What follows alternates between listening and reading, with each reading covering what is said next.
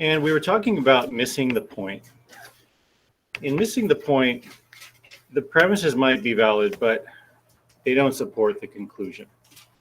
All right, so let's look at some examples of missing the point.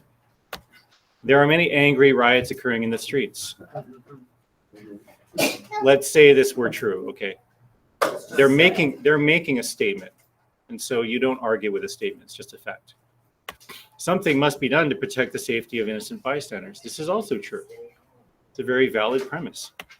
Therefore, we must start arresting people that gather in groups larger than 5. Do we see how the conclusion does not follow from the premises? It somewhat does.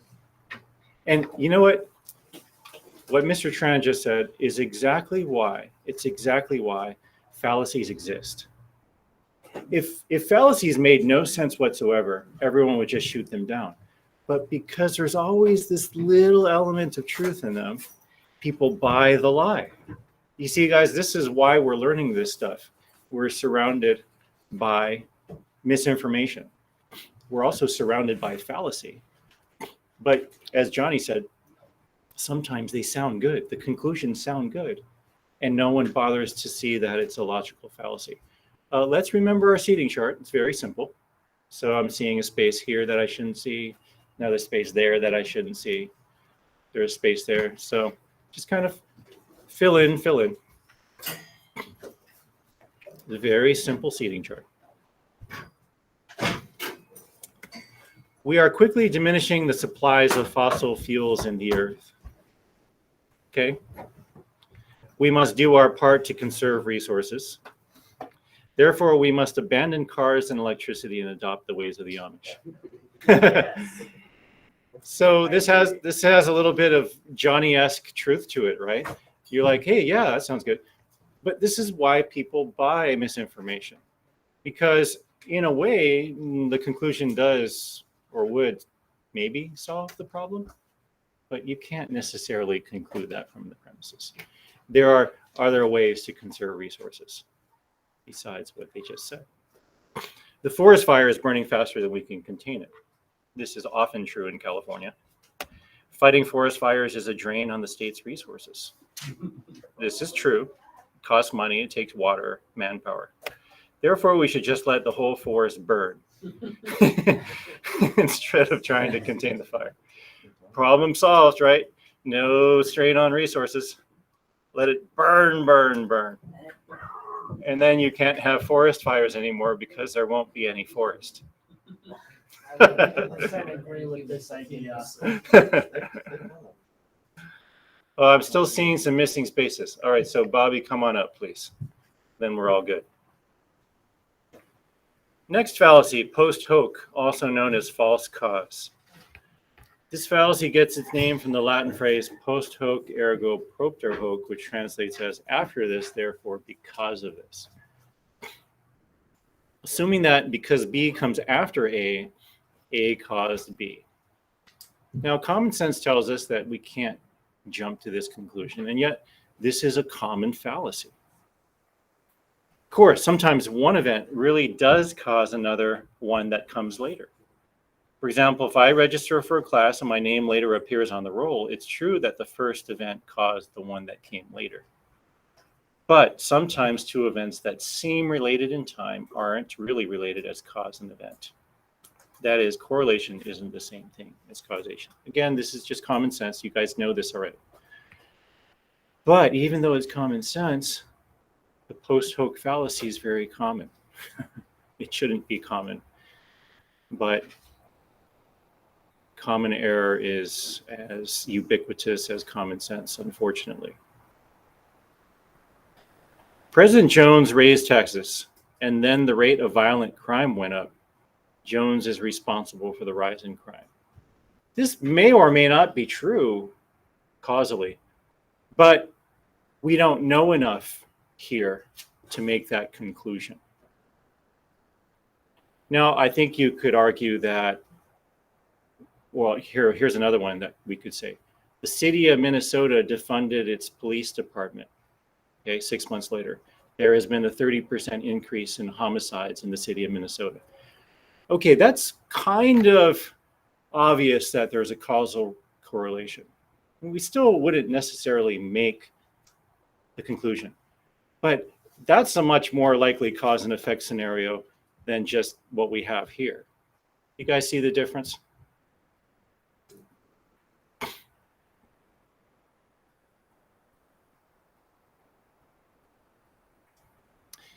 Do you guys know which athletes are most prone to the post hoc fallacy? Anyone who's played this sport will know what I'm talking about. Nope.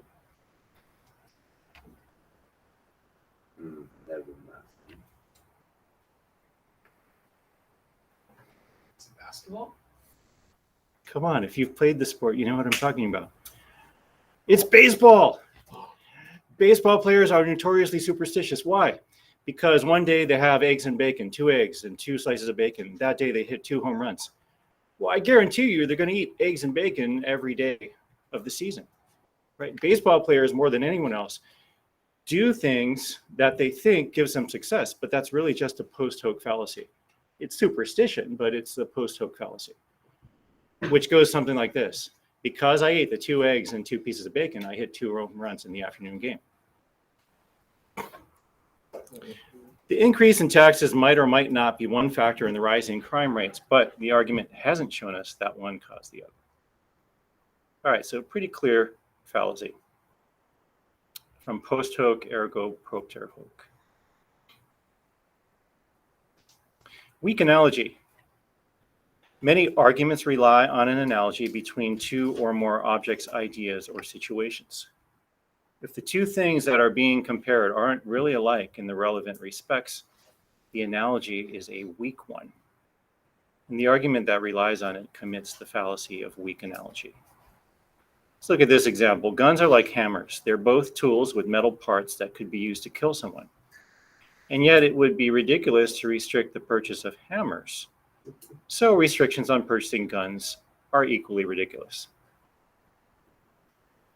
Why is this a weak analogy, Mr. Tran? It's not. It's not a weak analogy, he says. All right, why is this a weak analogy, Mr. Solomon? Well, it does fail to connect the fact that guns are also highly effective at their purpose. And their purpose is to just it's not strike them.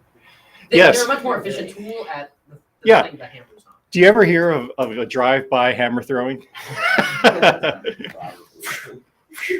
I guess Thor could do that, but most people don't use the hammer as their preferred instrument of homicide. Okay, so that's where the analogy falls. While guns and hammers do share certain features, these features, having metal parts, being tools, being potentially useful for violence, are not the ones at stake in deciding whether to restrict guns. Rather, we restrict guns because they can easily be used to kill large numbers of people at a distance. This is a feature hammers do not share. It'd be hard to kill a crowd with a hammer. Or if you throw, 1,000 hammers one at a time, it's still hard to kill the crowd. Thus, the analogy is weak, and so is the argument based on it. Now, this is a ridiculous example, but watch any presidential or gubernatorial debate, and you'll see fallacies all over the place. Why do political candidates use fallacies?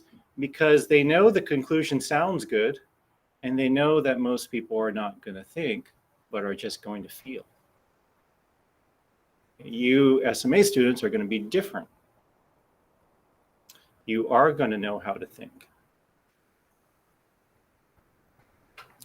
If you think about it, you can make an analogy of some kind between almost any 2 things in the world. This dry sponge is like a mud puddle because they both get bigger when it rains and they're both kind of murky. So the mere fact that you draw an analogy between 2 things doesn't prove much by itself. All right, we could make an analogy between Mr. Solomon and the walkie-talkie. All right, what are some things that Mr. Solomon and the walkie-talkie have in common? Ms. Griffin? They can both speak. They both. Well, okay, technically she's right. Technically she's right. They both speak, Mr. Tran. I both bang upon the wall. Whoa, wait. They both bang upon the wall? No, I bang both of them. Oh, okay. Johnny bangs both upon the wall. Poor Michael. What's one other thing they share in common? Mr. Tierney. I prefer them when they're not making noise. Oh. That's pretty brutal. Harsh. All right, we better stop there. All right, good. So the point is that we can make comparisons between any two things. So normally it's an easy fallacy to spot. And thank you, Michael, for being a good sport. Next fallacy, appeal to authority. Often we add strength to our arguments by referring to respected sources or authorities and explaining their positions on the issues we're discussing. Interesting thing about this fallacy, in the writings of Aquinas, he says that this is actually the weakest of all arguments, the appeal to authority, saying something just because someone else says it. And yet, it's a common fallacy, right? I don't know, we could apply that to so many things. Oh yeah, my doctor said that a hamburger once a week is actually good for me. Okay, that may or may not be true. Or my doctor said that I should take turmeric twice a day for joint pain. Okay, but see, just the fact that you're citing a single doctor means you're citing an authority, but it's still a weak argument. Better arguments would be actually to cite scientific studies that show the benefits of turmeric and how those were done and stuff like that. If, however, we try to get readers to agree with us simply by impressing them with a famous name or by appealing to a supposed authority who really isn't much of an expert, we commit the fallacy of appeal to authority, another common fallacy. Example, we should abolish the death penalty. Many respected people, such as actor Chris Pratt, have publicly stated their opposition to it. All right, so he may be a popular actor, maybe even a good actor, but still, he is not an authority on philosophy or law. It doesn't mean he's a stupid person, and maybe he does have good opinions on philosophy and law, but still, it's a fallacy because we're not appealing to an expert. And even greater than that, if we had appealed to an expert in that area, we wouldn't be committing this fallacy, but it would still be considered a weak argument in the thought of Aquinas. All right, any questions on any of the fallacies we've seen so far?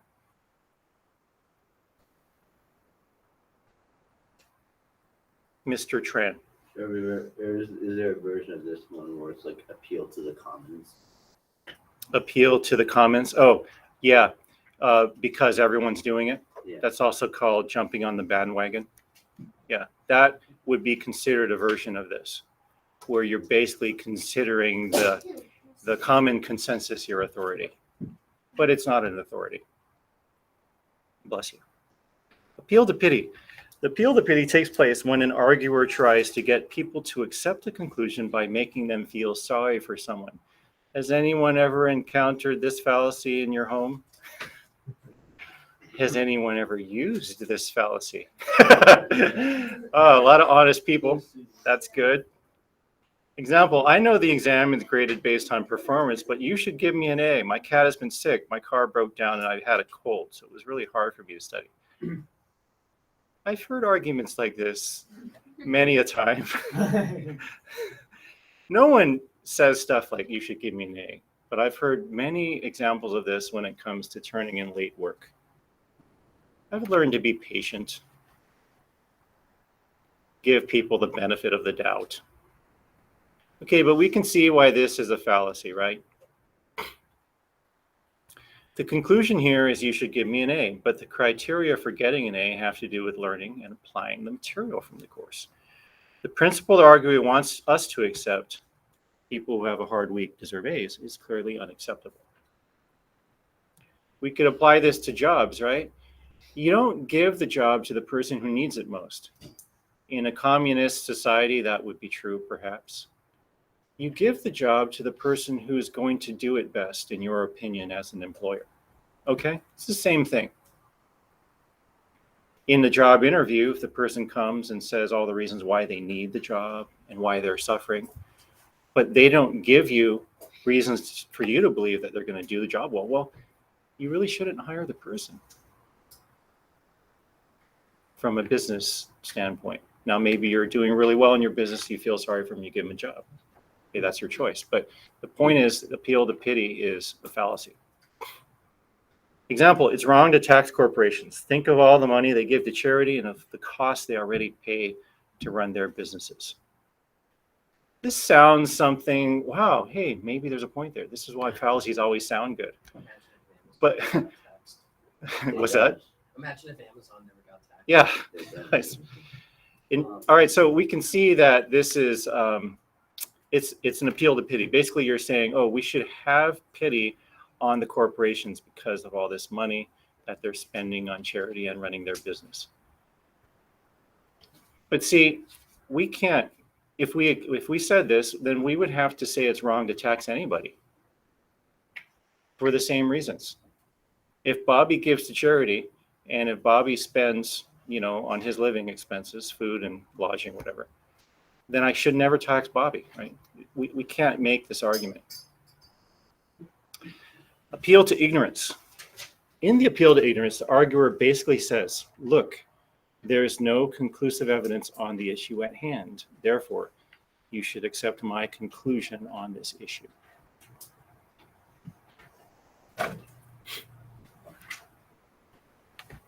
This is a weak argument because you're not giving any proof.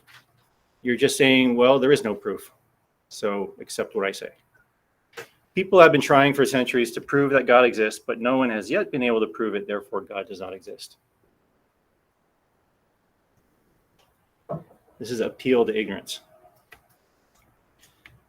And the second claim is debatable because you could also make the argument that proving the first mover beyond the shadow of a doubt, which Aristotle does, is basically equivalent to proving God, but it's not really because affirmation of God's existence still depends on faith.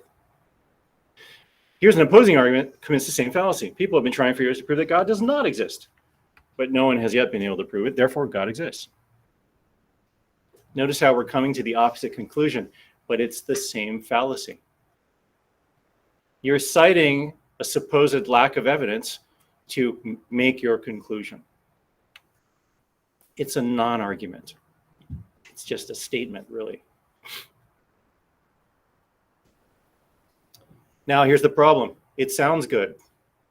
And if you don't know how to think, you could hear one or the other of these and be convinced by it.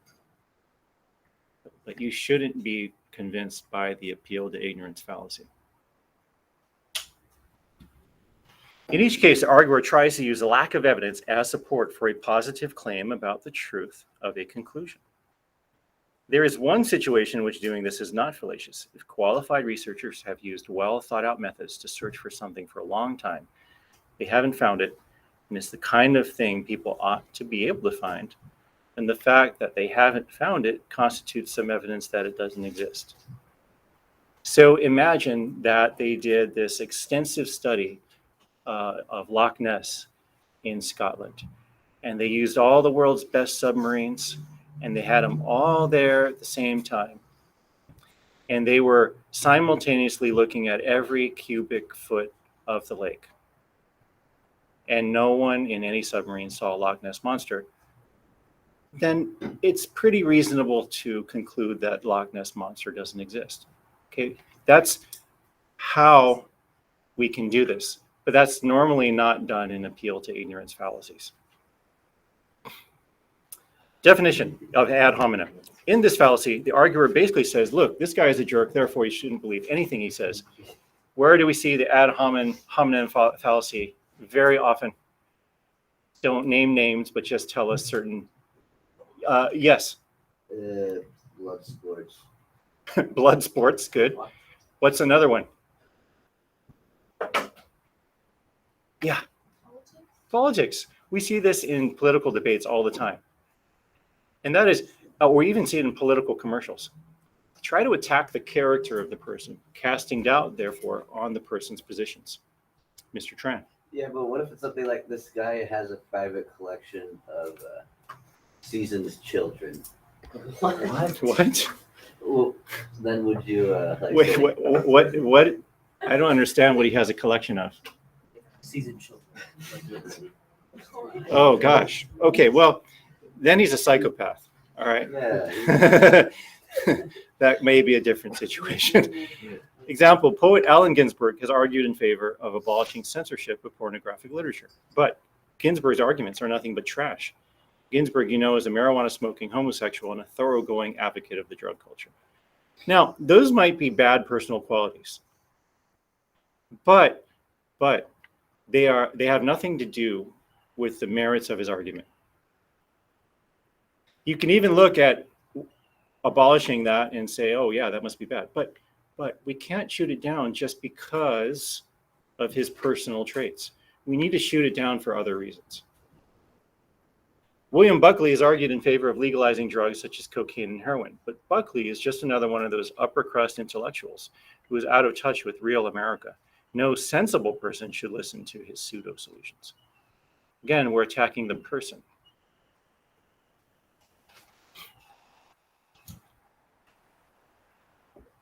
Has anyone ever been the victim of an ad hominem fallacy in an argument?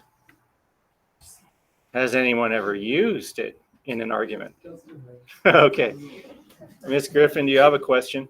Yeah, how would you argue, like, without it being a fallacy for, like, this type of situation?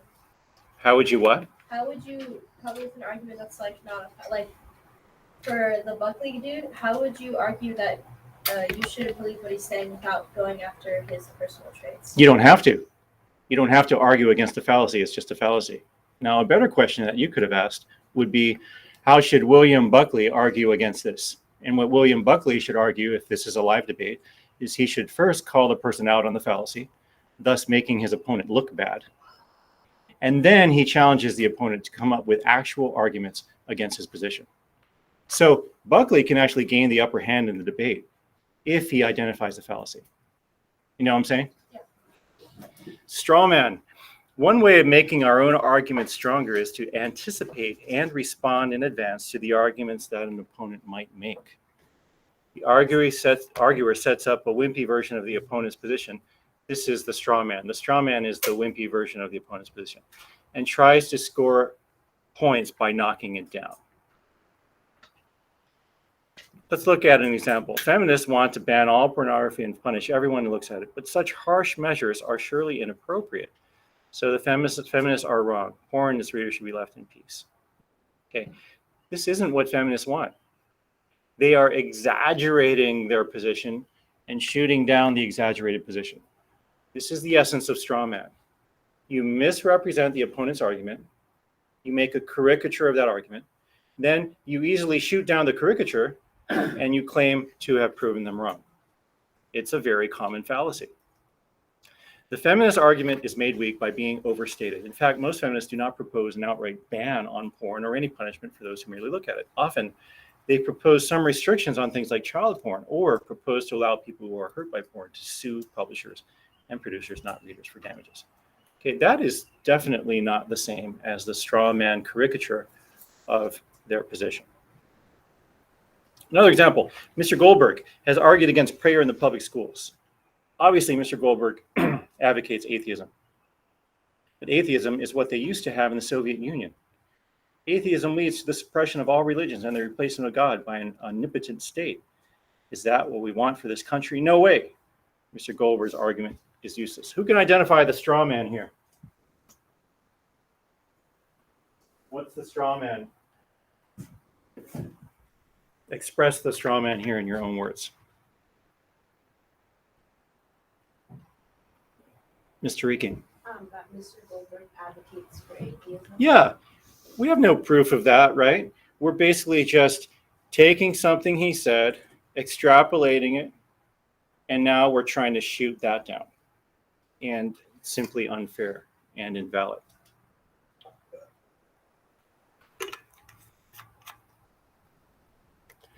Red herring, another very common argument. You're going to see this a lot in political debates, in addition to ad hominem and straw man. Partway through an argument, the arguer goes off on a tangent, raising a side issue that distracts the audience from what's really at stake. Often the arguer never returns to the original issue. This is kind of a fun fact question. Does anyone know where the name for this fallacy comes from? Red herring. It comes from an old hunting dog technique. And you try to train the hunting dog to find the scent of what you shot, of your prey. But you'd throw a red herring somewhere along the path, which is a strong smelling thing. And you're training your dog to ignore strong smells and go for what he's supposed to go for. So red herring then is a distraction. Example, grading this exam on a curve would be the most fair thing to do. After all, classes go more smoothly when the students and the professor are getting along well. Let's try our premise conclusion outlining to see what's wrong with this argument.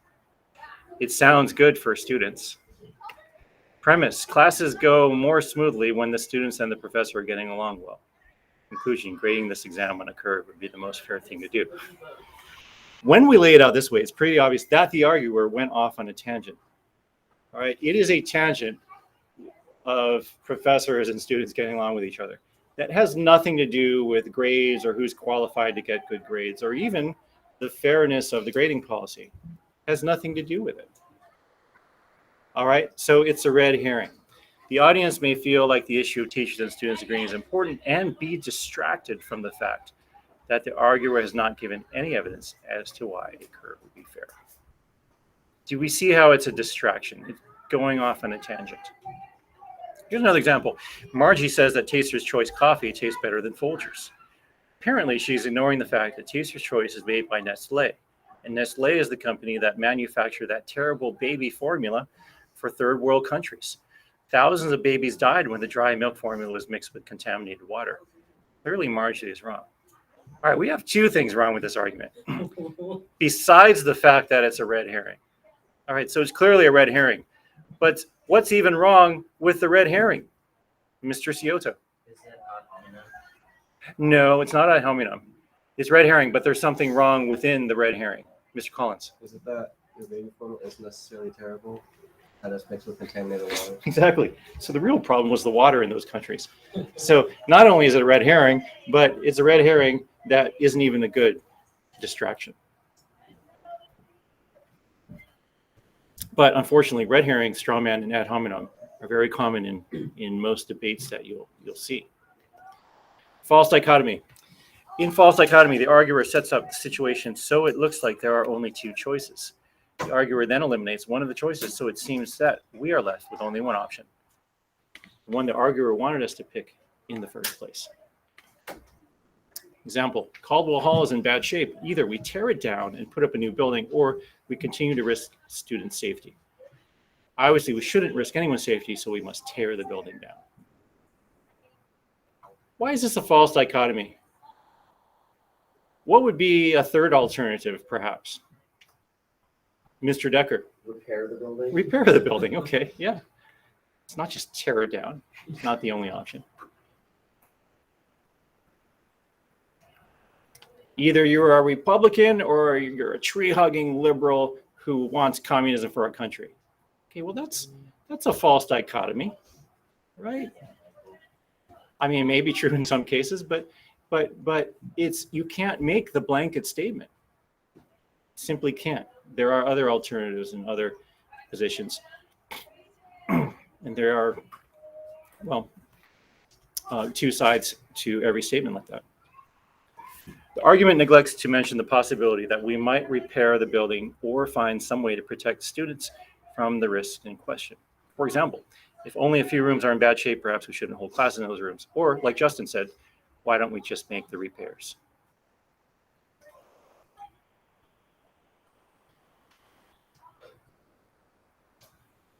A common false dichotomy is those who say there are two kinds of people in this world. You've probably heard those Oh yeah. Those kinds of statements, right? There are two kinds of people in this world. I don't know, the haves and the have-nots. Um, the sheep and the wolves, or the lemmings and the leaders. I like to say there are two kinds of people in this world: those who divide people into two types and those who don't. Next fallacy, begging the question. An argument that begs the question asks the reader to simply accept the conclusion without providing real evidence. Their argument either relies on a premise that says the same thing as the conclusion, which you might hear referred to as being circular or circular reasoning, or simply ignores an important but questionable assumption that the argument rests on. Now, a common misuse of this phrase, begging the question, and you'll hear it a lot, even on radio shows and stuff, is people mix this up with simply raising the question. All right? I don't know. I see a hole dug into a modular wall. Well, that raises the question, who did it? But sometimes you'll hear it said as, oh, I see a hole in the modular wall. It begs the question, who did it? That is a completely improper use of the phrase. Sometimes people use the phrase beg the question as a sort of general criticism of arguments to mean that an arguer hasn't given very good reasons for a conclusion. But that's not the meaning we're going to discuss here. Begging the question is basically circular reasoning, or stating something twice in a different way, making it sound like you've made an argument. Example, active euthanasia is morally acceptable. It is a decent, ethical thing to help another human being escape suffering through death. All they've done here really is just made a statement twice in different ways to make it sound like an argument, but it's not. It's just making a statement. Premise, it is a decent, ethical thing to help another human being escape suffering through death. Conclusion, active euthanasia is morally acceptable. It's just a paraphrase. If we translate the premise, we'll see that the arguer has really just said the same thing twice. Decent and ethical means pretty much the same thing as morally acceptable, and help another human being escape suffering from death means active euthanasia. So the premise basically says active euthanasia is morally acceptable, just like conclusion does. It's just saying the same thing again. That's all it is.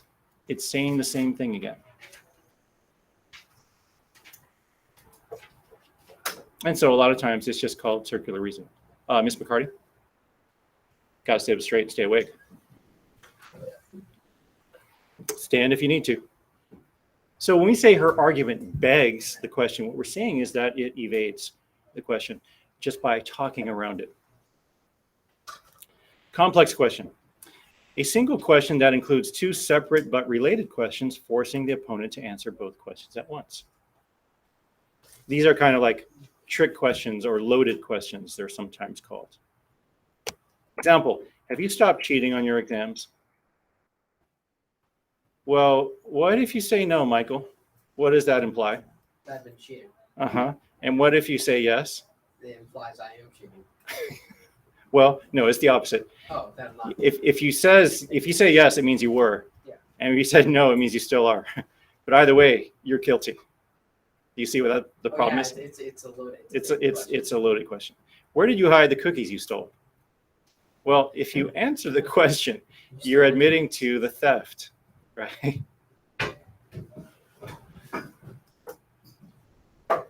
So this is what we mean by a complex or loaded question. So Ari, as usual, talk to classmates, yes, but do get the 35 minutes of the recording that you've missed. That is always posted online on the same day that it's given. An answer of yes or no, nowhere to either will incriminate the responder.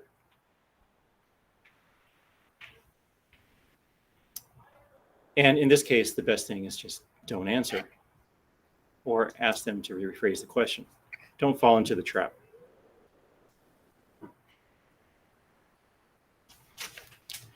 Equivocation.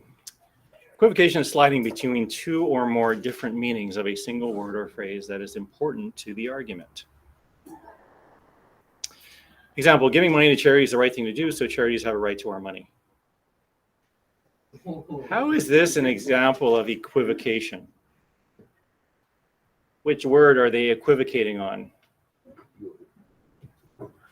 Mr. Tran. Right. Right. Yeah, right. Equivocation here is on the word right which can mean both something that's correct or good, has not got the right answers, and something to which someone has a claim. And clearly, we can see the difference here. Charity is charity because it's freely given. No one has a right to it. Just like we don't have a right to God's mercy. It's freely given and freely received. We have a right to God's justice, but we don't have a right to the mercy that precedes, includes, and transcends that justice. Sometimes an arguer will deliberately, sneakily equivocate, often on words like freedom, justice, rights, and so forth. Other times, the equivocation is a mistake or misunderstanding. Either way, it's important that you use the main terms of your argument consistently. It's a pretty easy one to spot. Complex question is also pretty easy to spot. Red herring and straw man are a little more subtle. Composition. In composition, an attribute of the parts is erroneously transferred to the whole. Example, Maria likes anchovies. She also likes chocolate ice cream. Therefore, it is certain that she would like a chocolate sundae topped with anchovies. Oh, Ew. no. Disgusting. All right, but why do we say this is composition? Because we are attributing something to the whole that belongs to the parts. Each atom in this marker is invisible. Therefore, the marker is invisible. Okay, so the parts are the atoms, but we can't erroneously transmit or transfer an attribute of the parts to the whole because the marker is clearly visible. Division is the opposite. In division, an attribute of the whole is erroneously transferred to the parts. Salt is a non-poisonous compound. Therefore, its component elements are non-poisonous. Okay, so I can eat pure sodium in a teaspoon, and then I'll eat pure chlorine in a teaspoon, and I'll be fine. Or I'm out of salt, and my recipe calls for salt. Okay, sodium, and it's going to be a great recipe. All right, we know it doesn't work that way, but that's what division is. Example, the jigsaw puzzle, when assembled, is circular in shape. Therefore, every piece must be circular. And if you've done a jigsaw puzzle, you know that this is clearly false. Mr. Tran. From a mathematical standpoint, that's impossible. Yes, that is right. And we know that an interesting thing about that kind of going to math is in fractals. In fractals, every piece does have the properties and shape of the whole, but that's an exception. All right, last fallacy, slippery slope, also known as camel's nose, although that's much less common. The arguer claims that a sort of chain reaction, usually ending in some dire consequence, will take place. There's really not enough evidence for that assumption. Guys, ever see those DirecTV ads? Yeah. If we have time at the end of class, I'll show some just for fun. But it's a very easy fallacy to recognize. The arguer asserts that if we take even one step onto the slippery slope, we will end up sliding all the way to the bottom. He or she assumes we can't stop halfway down the hill. Example, animal experimentation reduces our respect for life. If we don't respect life, we are likely to be more and more tolerant of violent acts like war and murder. Soon our society will become a battlefield in which everyone constantly fears for their lives. It will be the end of civilization. To prevent this terrible consequence, we should make animal experimentation illegal right now. Now, animal experimentation is a bad thing, or can be a bad thing, but it's not going to lead to the utter destruction of civilization as we know it. Since animal experimentation has been legal for some time and civilization has not yet ended, it seems particularly clear that this chain of events won't necessarily take place. Mr. Trent. Well, like if it starts going down that path, then you might want to, consider things. Yeah, right. If it starts going down that path. Not likely, but could happen. All right, now we're going to play a fun game. And we're going to do this. Well, I'll do it. I'll put names on the board, and then I'll take a picture of the names. And then what we'll do is we'll go by team. So you guys know that we have the review game on Tuesday. The team that wins this game, in other words, the team that has the most representatives who get their names on the board, will get an extra point on the test. And the team who wins the review game gets an extra point on the test. All right, let's do it. Can you name this fallacy? It is ridiculous to have spent thousands of dollars to rescue those 2 whales trapped in the Arctic ice. Just look at all the people trapped in jobs they don't like. The government's supposed to rescue them too? I'm pretty sure Seamus's hand went up first, and then it was Bobby's. So Seamus, you get the first shot, then Bobby. Red herring. Yes!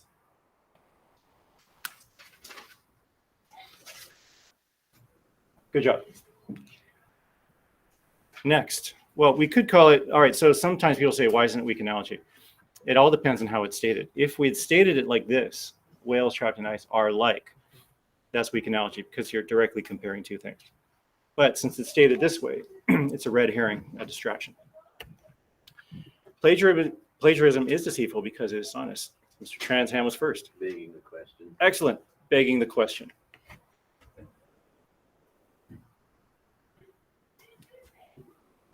Water fluoridation affects the brain. Citywide, students' test scores began to drop 5 months after fluoridation began. Mr. Johnson was first. Weak analogy? Oh, he's wrong, but his hand was second. Yes. Post hoc. Post hoc. Got it.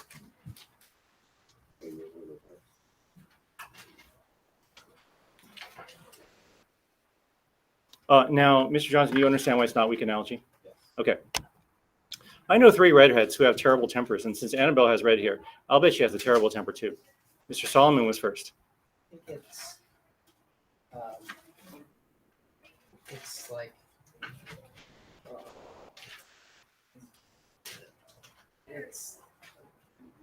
it's odd.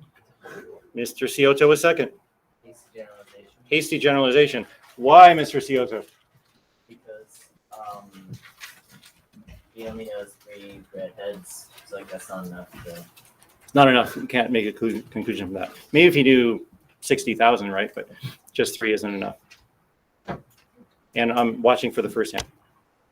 Now, composition and division, people confuse these sometimes. But see, we're not doing that fallacy because we're not attributing what belongs to one to the whole or vice versa. Compton is a dangerous part of Los Angeles where a large number of violent crimes happen. Therefore, every resident of Compton is a criminal. That was Mr. Ricci. No. Mr. Decker. Is that division? Yes.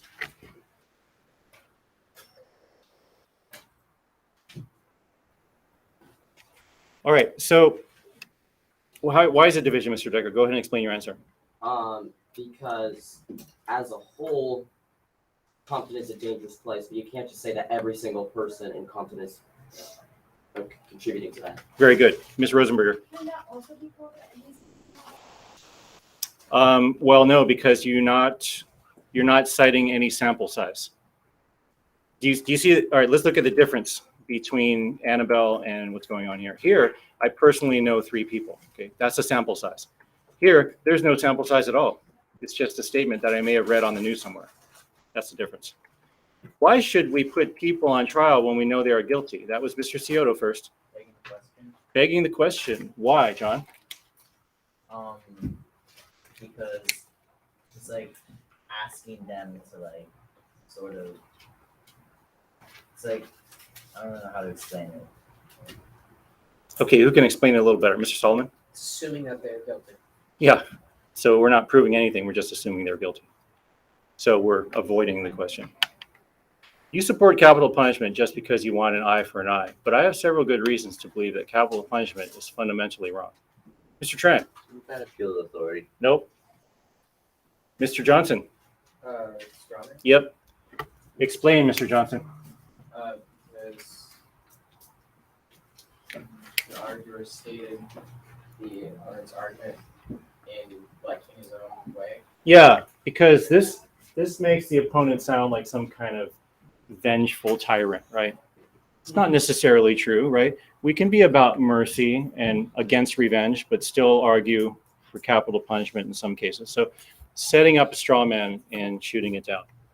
The meteorologist predicted the wrong amount of rain for May. Obviously, the meteorologist is unreliable. Mr. Zampiello. Is it ad hominem? Nope, No. because we're not attacking his personal traits.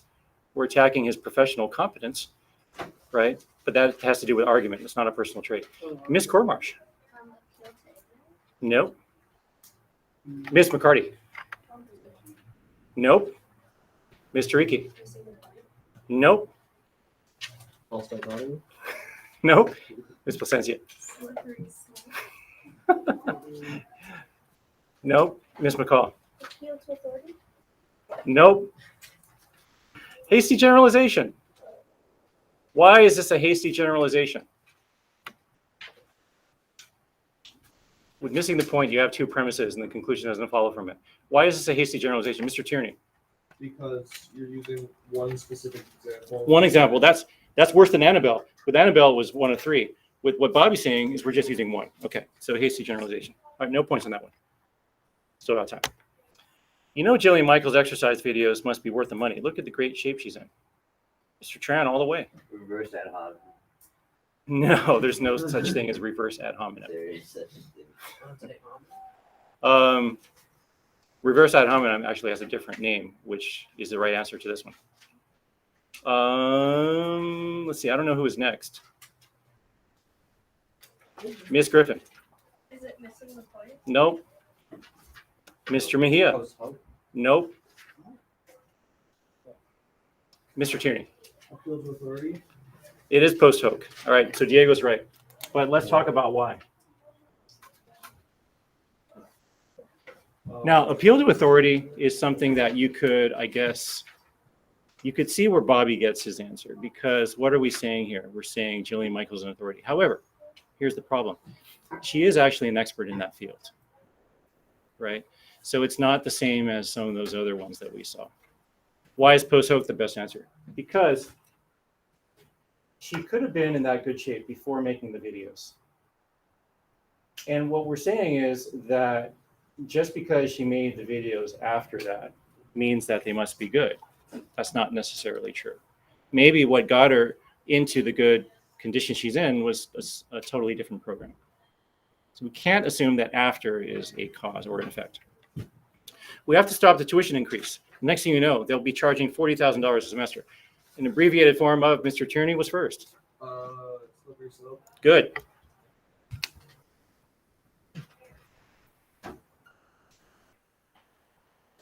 The book Investing for Dummies really helped me understand my finances better. The book Chess for Dummies was written by the same author, was published by the same press, and cost about the same amount. So probably, I think John was first. Go ahead, John. Is that a weak analogy? Yes. Can you explain your answer? It's just telling how the books are the same, but it's not telling like why they're the same in relation to the question. Right.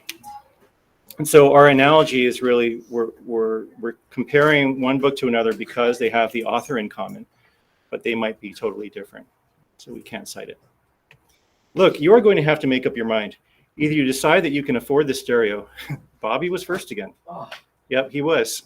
Go ahead, Bobby. false dichotomy. Yep, false dichotomy. Why? Because there are other options other than.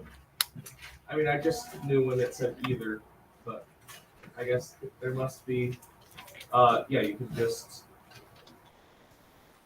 could buy a different. You could buy a different stereo or listen to the radio or whatever. Yeah. Okay, all right, good.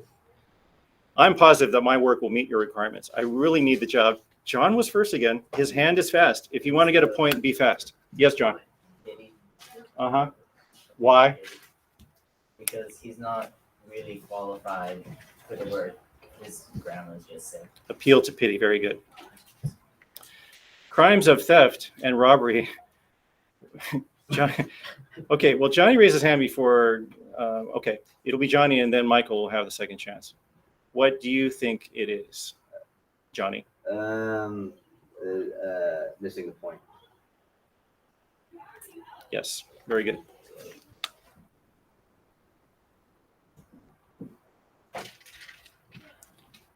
I'm not a doctor, but I play one on the TV series New Amsterdam. You can take it from me.